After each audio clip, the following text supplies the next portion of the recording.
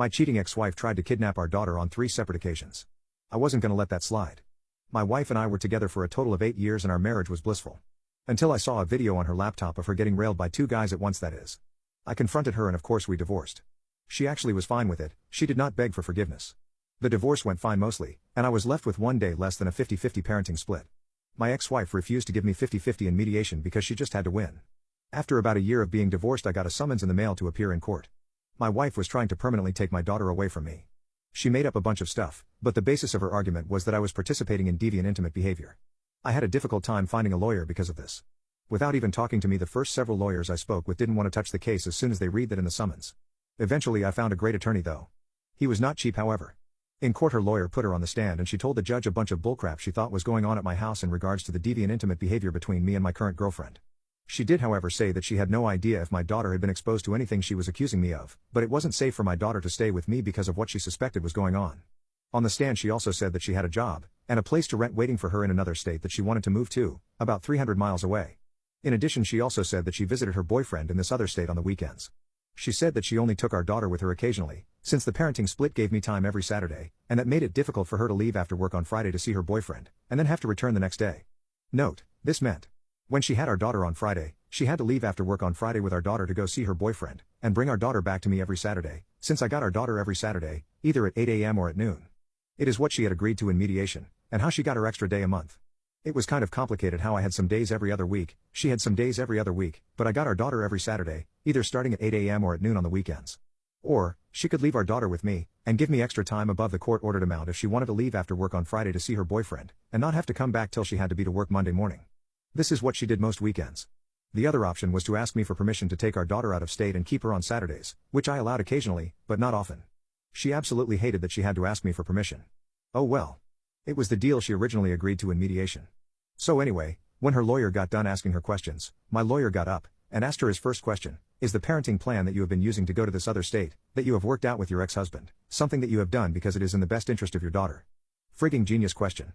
That is what I paid the big bucks for. She kind of hemmed and hawed for a bit and then said, yes. I mean, what else could she say? Then as my lawyer started to ask his second question, something very unexpected happened. The judge held up his hand and sternly said to my lawyer, "Go have a seat. I have some questions for her." My lawyer turned to walk back to our table, with a look of surprise on his face. When he sat down next to me, he whispered to me, "I have no idea what's happening." He's never done this before. The judge then asked my ex-wife, "If your daughter came up to you and asked you if it was okay to have premarital intimacy, what would you say to her?" My ex-wife started to visibly squirm in her seat and she started to say, well, when she turns 18. The judge cut her off, and said no. Right now at 8 years old, if your daughter asked you if it was okay to have intimacy with someone that you weren't married to, what would you tell her?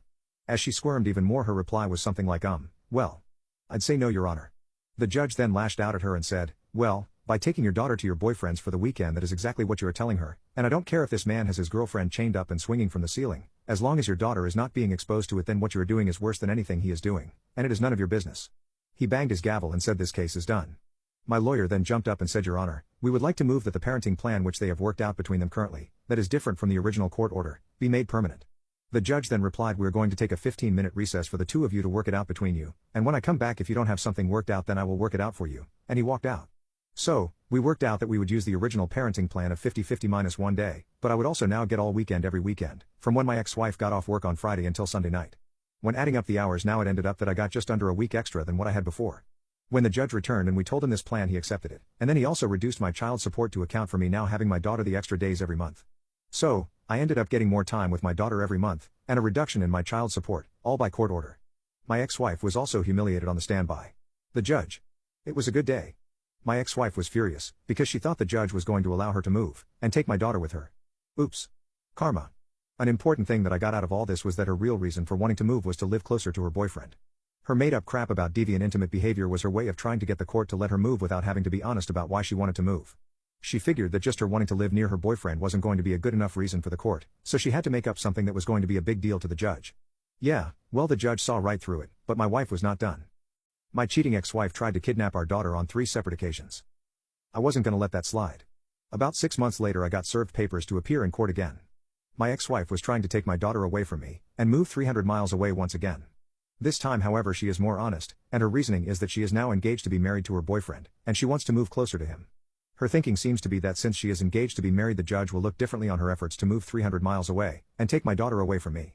I hire the same lawyer, and it costs me another $10,000. The day before we are to appear in court, I got a phone call from my lawyer telling me that the court date is being postponed by 1 week. He says that my ex-wife's lawyer had a family emergency. Her lawyer's father has suddenly become very ill, and so he needed to take some time off to deal with the situation. A week later we appear in court, and her new lawyer really has it together for her case. We also have a different judge this time.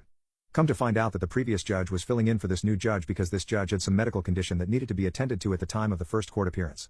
Her lawyer puts her on the stand, and she explains how she has a job waiting for her that is exactly the same as her current job, and all sorts of stuff as to why moving will be a great thing for our daughter. When it's my turn to testify, I get to tell the judge how I am a very active father in my daughter's life, how I attend all of her sports events even when it's not my parenting time days, how I take her to the science museum, as well as many other fun and educational activities. When we are both done testifying, the judge starts to give his ruling. With what he is saying, and as he is explaining his decision, it seems like he is going to rule for my ex-wife and allow her to move and take my daughter. When I realize what is about to happen, I interrupt the judge. I'm almost in tears, and I say, "Your Honor, please don't take my daughter away from me." Immediately after I say this to the judge, my lawyer stands up, and he reminds the judge of a specific law in the state that we are in. The law basically says that one parent can only be allowed to move and take a child away from the other parent if the reason for moving is somehow going to be a significant improvement in the life of the parent who wants to move. For example, if she was being promoted to a new position, or had a new job waiting at the new location that involved a significant pay increase. This law did not say that a future marriage was a good enough reason. She had just testified that the job she was being offered was the same rate of pay as the job she currently had. Nothing else in her testimony was any sort of significant improvement to what she was doing currently. The judge agreed, and ruled against her moving away, and taking our daughter with her. The judge told her that she was allowed to move away, but she was not allowed to take our daughter with her. Once again, and now $20,000 poorer, I won in court. But now I was broke. Just 1 week later I got served papers to appear in court again. She now has a new plan to get the judge to allow her to move 300 plus miles away and take our daughter with her. My cheating ex-wife tried to kidnap our daughter on 3 separate occasions. I wasn't gonna let that slide. Just 1 week later I got served papers to appear in court again. She now has a new plan to get the judge to allow her to move 300 miles away and take our daughter with her. My lawyer calls her lawyer and he finds out that she is now married to the boyfriend, and she thinks that this is going to change the judge's decision this time. She is still living in our home state, however, and her new husband is living 300 miles away. My lawyer tells me that is not the law, as mentioned in our prior court appearance, and it isn't likely the judge is going to change his decision. But the judge may now consider their combined incomes, as well as their housing, to be an upward benefit to her moving away with our daughter, so the judge may decide in her favor this time. My lawyer also tells me that it will be another $10,000 for him to represent me again in court. Unfortunately, after already paying $20,000 for his legal representation the previous 2 times, I was broke. Don't get me wrong, his services were worth every penny. I just didn't have anywhere close to another $10,000. My lawyer tells me that even if I win this time, my ex-wife is probably not going to give up, and she will keep dragging me to court until I am broke, and I give up. I tell him that I am already broke, so he comes up with a suggestion. My lawyer suggests that we make her an offer, and maybe I want to consider moving the 300 miles away so that I can keep my 50-50 parenting plan in place. He says that she is so desperate to move that she will probably accept just about anything if I agree to let her move to the other state and she can move with our daughter. So, after discussing it with him, this is the proposal we come up with to offer her. If I allow her to move and take our daughter, I get every other weekend with my daughter, every holiday, and summer with our daughter. She puts our daughter on her health insurance. She will meet me halfway to exchange our daughter both ways for my parenting time. If I am able to move to be near my daughter's school district at some point in time, I get to have an exact 50-50 parenting plan. 1 week with me, and 1 week with her, alternating weekly. If at some point in time I am able to move to this other state, because of the expense I have to deal with for moving, as well as my need to uproot my business, relocate it, and start over from scratch, I will no longer be required to pay her child support. This sounds good to me. I have my lawyer draw up the proposal, and give it to her lawyer. Within 24 hours she agrees, signs the agreement, and my lawyer submits it to the court.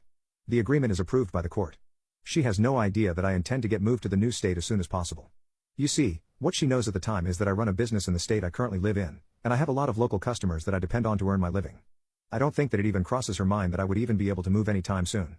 What she doesn't know is that a couple of months prior I had hurt my back rather badly. I was not able to provide services to my current customers, and I had to slowly cut back on providing the services to them as our contracts came to an end. I had also stopped taking on new clients until I could get surgery on my back. It was a good time to move in regards to my business. What she also didn't know was that to make up for the loss of income from my back troubles, I had started an online business that was growing, and with this income I was going to eventually be able to move. Sooner, rather than later. Over the next 3 months I started to plan for my move to the new state. I also had back surgery, had a ruptured disc removed, and I was able to get around fine once again. Through these 3 months we did the whole meet halfway every other weekend so I could spend time with my daughter, as agreed. During these 3 months my online business really started to take off. I was making more money than with my previous business, and I would soon be able to relocate and continue the online business. So, with the money that I was making, I rented a house near my daughter's school, and I commuted back and forth the 300 miles every other week. I now had my daughter 50-50 and I no longer had to pay child support. My online business was growing, and I took the next 3 months to wrap up my life in the current state that I was living in, lease expiring where I was renting, etc. Then I made the move permanently, leaving the previous state behind. I was now living full-time in the new state, running my growing online business from home, and having my daughter 50% of the time. But, this story gets better. About a month after I was living in the new state full-time, I got a phone call from my daughter on an evening that she was staying with her mother. My daughter was in tears, told me she couldn't stand living with her mother, said that she was standing outside, down the road a bit from her mother's house, and asked me to come get her. So, I jumped in the car, picked up my daughter, and brought her back to my place. From then on, until just before my daughter's high school graduation, I had my daughter 100% of the time. Through that whole time we never heard from her, and she never bothered me again. I was a full-time dad, and my life revolved around taking care of my daughter. It was awesome. But it gets even better. I left out a part back when I was still living in the previous state, just after I had my back surgery. One day I was shopping at the local mall, and I ran into my lawyer. As we made small talk for a bit, he said to me, "I want to tell you a story about that second time we had to go to court, but you have to promise to never tell anyone," and I agreed. He proceeds to tell me the following story. He tells me that the other day at the courthouse he ran into the lawyer she had first, when we were going to court the second time. The one that bailed out on her the day before we were supposed to be in court. My lawyer asked him, "How's your dad doing?" And my lawyer said that at first he had a confused look on his face, like he had no idea what my lawyer was referring to. This other lawyer then realized why my lawyer asked him this, and he proceeded to tell my lawyer that his dad was fine, and was actually never sick. He then told my lawyer that he just made that up because he no longer wanted to represent my ex-wife, because she was an evil bitch and he couldn't stand her. He figured that the court would buy his reason for bailing out on her at the last minute, and it worked.